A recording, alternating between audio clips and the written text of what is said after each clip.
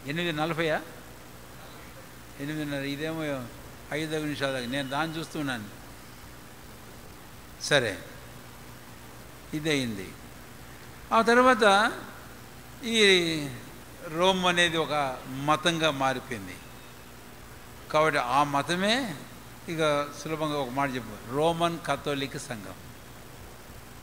ఆ రోజు నుంచి ఈ రోజు దాకా ఈ రోమన్ కాథోలిక్ వాళ్ళ గుళ్ళు చూడండి, వాళ్ళ గోపురాలు చూడండి, వాళ్ళ పోపుల అలంకారం చూడండి, ఇవన్నీ చూస్తే అచ్చంగా ఈ రంగులు కానీ ఈ బంగారు ఈ రత్నములు కానీ వారు ధరించడం అనేది మనకు చక్కగా అర్థమవుతుంది. మన ప్రాంతాల్లో కొంచెం పెద్దగా మీకు అర్థం కాదేమో, కానీ అయితే ఇదంతా.